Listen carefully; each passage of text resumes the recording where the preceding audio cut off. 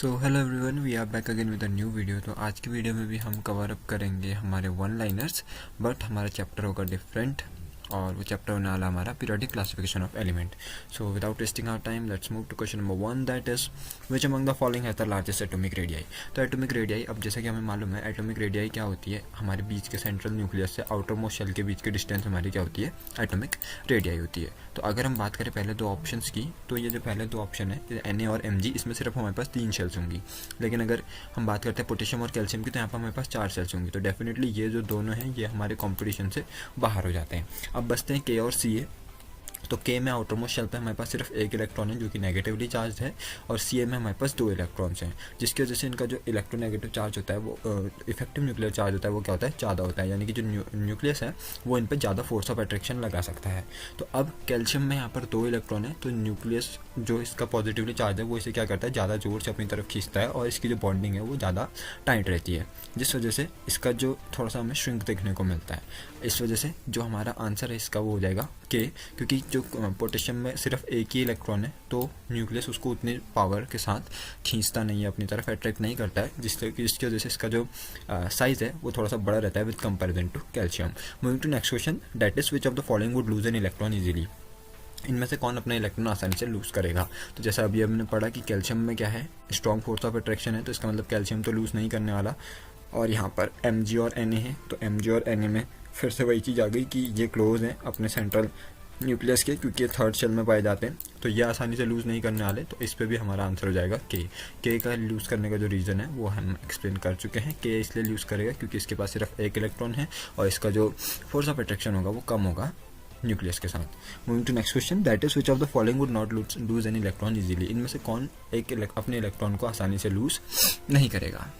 ठीक है, तो अब जैसे यहाँ पर हमें पता है Al3 positive, Na1 positive, Mg2 positive और F जो है वो नेगेटिव में होता है, तो इसका हमारा आंसर सीधा सीधा फ्लोरीन हो जाएगा, क्योंकि फ्लोरीन रिसीव करने की टेंडेंसी रखता है, ना कि इलेक्ट्रॉन को लूज करने की। Moving to next question, that is element ABCD have atomic numbers 11, 15, 17 and 18, which of them are non reactive non metals. तो रिएक्टिव हैं और नॉन मेटल्स हैं कौन से हैं, तो वो हमारे 17 और 18 होते हैं, यानी कि क्लोरीन और 15 और 17 होते हैं, 15 और 17 फॉस्फोरस और क्लोरीन। तो इसका हमारा आंसर क्या हो जाएगा, B एंड C। तो इसका मतलब है हमारा जो ऑप्शन है वो हो जाएगा C, हमारे यहाँ पर करेक्ट हो जाएगा। So moving on to next question, that is which of the following give the correct increasing order of the atomic radii of O, F and N। तो O, F और N क्या है, हमारे ऑक्सीजन, फ्लोरीन और neon. अब हमें पता है कि पीरियोडिक टेबल में जब हम लेफ्ट टू राइट मूव करते हैं तो जो हमारा एटॉमिक रेडियाई होता है वो क्या करता है, डिक्रीज़ करता है। तो वो डिक्रीज़ करता है तो हमारा एटॉमिक रेडियाई जो है हमारा कुछ इस तरीके से होगा कि नाइट्रोजन हमारा सबसे पहले होता है, उसके बाद नाइट्रोजन के बाद हमारे पास ऑक्सीजन होता है, फिर हमारे पास फ्लोरीन होता है। तो जैसे जैसे हम लेफ्ट टू राइट जा रहे हैं तो इसका जो एटॉमिक रेडियाई है वो डिक्रीज होता है। तो इसका मतलब है कि इसमें जो हमारा नाइट्रोजन है उसका सबसे बड़ा एटॉमिक रेडियाई होगा, फिर ऑक्सीजन का और फिर होगा फ्लोरीन का। हेंस हमारा ऑप्शन नंबर D इस पर करेक्ट हो जाएगा कि फ्लोरीन का कम होगा ऑक्सीजन से, ऑक्सीजन का कम होगा नाइट्रोजन से। Moving to next question, that is which of these is smaller, Na positive और Na। अब देखिए Na पॉजिटिव क्या है, Na पॉजिटिव हमारा एक आयन है Na का, जो क्या कर चुका है, एक इलेक्ट्रॉन को डोनेट कर चुका है। तो इसका मतलब अब इसके पास कितने इलेक्ट्रॉन्स होंगे, 10 इलेक्ट्रॉन, और ये क्या है, स्टेबल कंडीशन पे है। स्टेबल कंडीशन पे है तो यानी कि इसके पास सिर्फ 2 वैलेंशियल होंगी, वहीं पर Na के पास अभी भी क्या होंगी, 3 वैलेंशियल होंगी, क्योंकि इसके पास हमें 11 इलेक्ट्रॉन देने हैं। अब 3 वैलेंशियल होंगी, ओके सॉरी ये लास्ट वाला नहीं बन रहा है, ओके तो 3 वैलेंशियल अगर इसके पास होंगी तो क्या होगा, स्मॉलर साइज हमें बताना है। अब अगर हम देखें तो यहाँ पर डेफिनेटली इसकी जो रेडियस है वो क्या रहेगी, ज़्यादा रहेगी, और इसकी जो रेडियस है वो कम रहेगी। तो ये कौन था हमारा Na पॉजिटिव, क्योंकि एक इलेक्ट्रॉन को लूज़ कर चुका था इसलिए इस पर पॉजिटिवली चार्ज आया, तो हमारा आंसर हो जाएगा कि Na पॉजिटिव जो है वो यहाँ पर स्मॉलर है।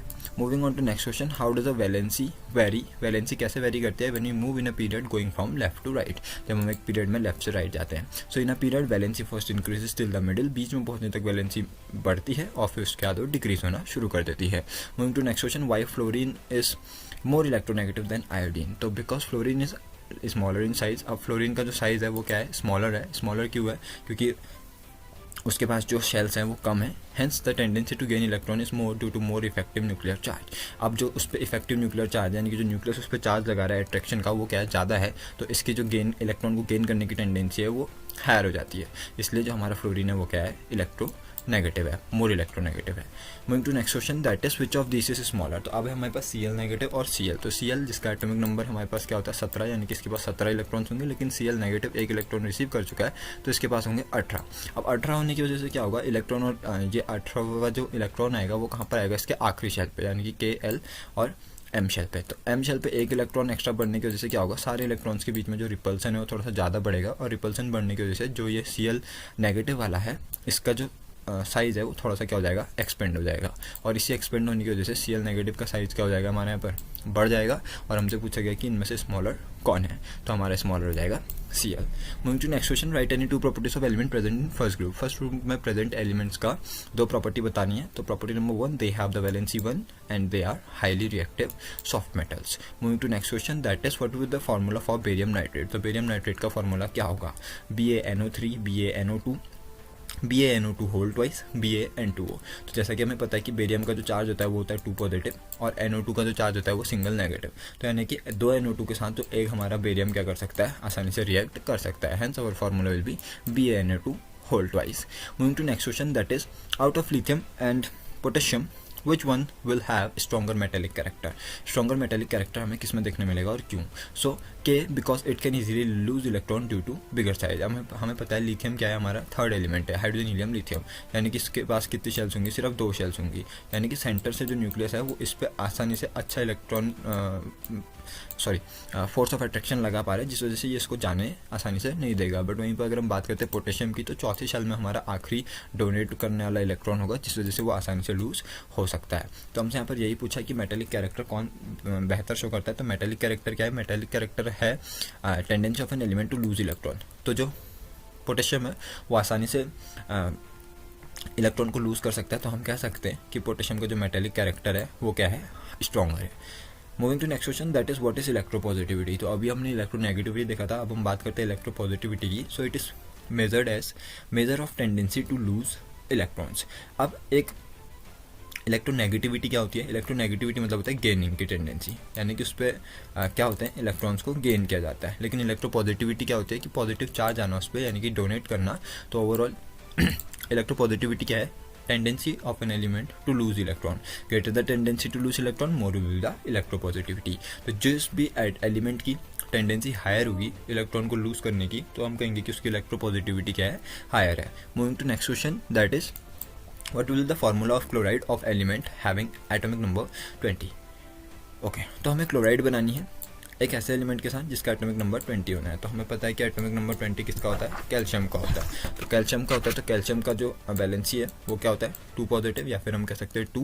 तो इसका मतलब ये 2 Cl के साथ रिएक्ट करेगा, क्योंकि Cl की वैलेंसी क्या होती है, -1। तो 2 Cl के साथ आसानी से रिएक्ट कर सकता है, हेंस जो इससे क्लोराइड बनने वाली है वो क्या बनेगी, हमारी CaCl2। Moving to next question, that is which elements are present in group 17 of periodic table. Group 17 में कौन से टाइप के एलिमेंट प्रेजेंट होते हैं, तो वो हेलोजेंस होते हैं, लाइक फ्लोरीन, क्लोरीन, ब्रोमीन और आयोडीन। ये हेलो एल्किन्स बनाते हैं। कार्बन एंड कंपाउंड वाले चैप्टर के नजरिए से भी एक इंपॉर्टेंट चैप्टर बन जाता है। Moving to next question, how many groups and periods are there in a periodic table. So ये आपको फिंगर टिप पे याद होना चाहिए, क्योंकि एक नंबर पे पूछा जा सकता है। तो there are 18 groups in our periodic table and 7 periods. Moving to next question, that is can an element have zero valency. क्या एक एलिमेंट की वैलेंसी 0 हो सकती है? Yes, the elements which have their outer shell completely filled have the valency 0। इसका मतलब जब हमारे पास क्या होंगे, अगर हमारा डबलेट या ऑक्टेट पूरा होगा किसी भी एलिमेंट का, तो उनकी वैलेंसी क्या होगी, 0 होगी। Moving to next question, what are metalloids? Give any 2 examples. So what are metalloids? The elements which shows characteristics of both metals and non-metals are called metalloids. Example है उसके बोरोन और silicon. यानी कि metalloids हमारे वो elements रहेंगे जिनमें हमारे पास मेटल्स की कैरेक्टर भी देखने को मिलेंगे और नॉन मेटल के कैरेक्टर भी देखने को मिल जाएंगे। Moving to next question, that is what do you understand by term group. अब ग्रुप क्या है? So the 18 vertical columns, vertical columns यानी कि ऐसे खड़े कॉलम जो हमारे बने होते हैं पीरियोडिक टेबल में, 18 होते हैं ये, तो इन्हीं को हम क्या कहते हैं, ग्रुप कहते हैं। Hence the definition will be the 18 vertical column present in a periodic table are called as groups. Moving to next question, what will the valency of an element having an atomic number 24। तो 24 जो atomic number है वो है यहाँ पर हमारा chromium का, उसका इलेक्ट्रॉन कॉन्फ़िगरेशन हो जाएगा 2886। और अब इसके पास आउटर मोस्ट शेल में 6 इलेक्ट्रॉन है, तो अपना ऑक्टेट पूरा करने के लिए इसको 2 इलेक्ट्रॉन्स की जरूरत है। हेंस इसकी जो वैलेंसी हो जाएगी वो क्या हो जाएगी, 2 हो जाएगी। आपको इतना बड़ा लिखने की जरूरत नहीं है, क्योंकि यहाँ पर आपसे डायरेक्टली वैलेंसी पूछे, सो यू कैन राइट कि इसकी जो वैलेंसी है वो 2 हो जाएगी, क्योंकि इसे 2 इलेक्ट्रॉन चाहिए अपना ऑक्टेट पूरा करने के लिए।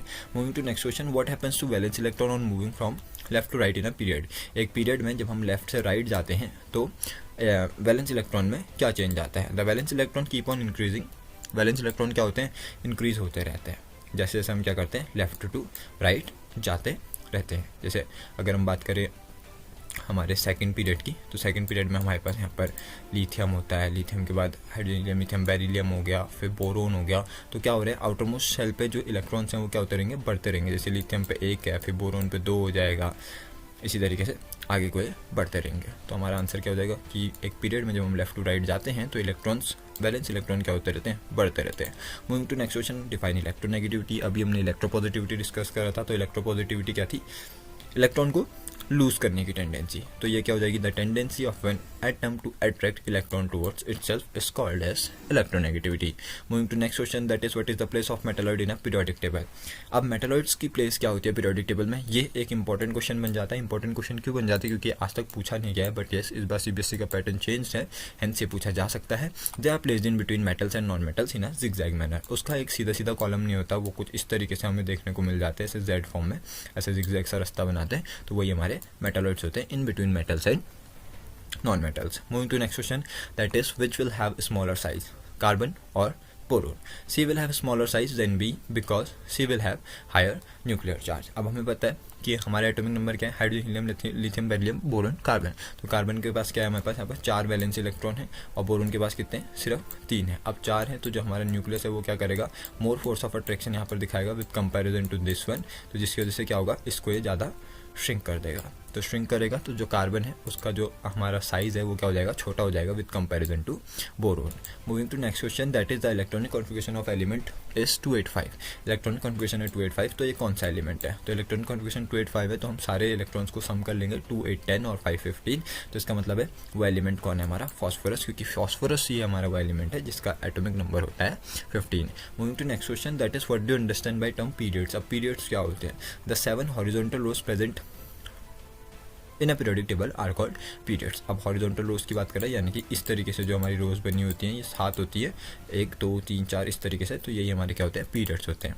ठीक है, so moving to next question, how many elements are known in current time. तो करंट टाइम में 118 एलिमेंट्स नोन है, ये एक नंबर में डेफिनेटली पूछा जा सकता है, जिसमें से 94 जो है वो नेचुरली अकरिंग है और बाकी जो है नेचुरली अकरिंग नहीं है। Moving to next question, scandium, titanium, vanadium are categorised in the which category. तो इसके साथ क्रोमियम भी होता है, स्कैंडियम, टाइटेनियम, वेनेडियम, इन सबको कैटेगराइज करा गया ट्रांजिशन मेटल्स के अंदर। Moving to next question, that is in which group metals are kept in a periodic table. कौन से ग्रुप्स में हमारे मेटल्स होते हैं, तो the group 1 and 2 contains all the metals. Moving to the last question, last but not the least, because we will have more parts of it. So it is what will be the period number of iron. Iron का period number क्या होगा, तो period number निकालने की trick क्या होती है, जितने उसके पास क्या होंगे, वैलेंस शेल होंगे, उतना ही उसका क्या होता है, पीरियड नंबर होता है। अब आयरन का एटॉमिक नंबर यहाँ पर हमारे पास 26 है, अगर हम इसका वैलेंस शेल देखें तो 2, 8, 2 लग गए, फिर एक और 8, 3 लग गए, अब कितना हो गया, 8, 8, 10 और 8, 16 और 18 और फिर उसके बाद 8 और। ठीक है, तो इसके पास हमारे पास 4 बैलेंसर लग रहे हैं, इसलिए इसका जो पीरियड नंबर है वो 4 हो गया। So for more information like period number और ग्रुप नंबर आप कैसे निकाल सकते हैं, आपको आई बटन पे एक वीडियो मिल जाएगी, डू चेक है। So this is the end for this video and definitely we are going to bring more such videos, so please make sure to subscribe us so that you can get more knowledge regarding all of your subjects and which will help you to score good marks for your 10th board exam. So I hope कि आपको video पसंद आया तो video को like करिए और channel को subscribe कीजिए। मिलते हैं जल्द एक नई वीडियो के साथ। इस वीडियो में बस इतना ही। Thanks for watching.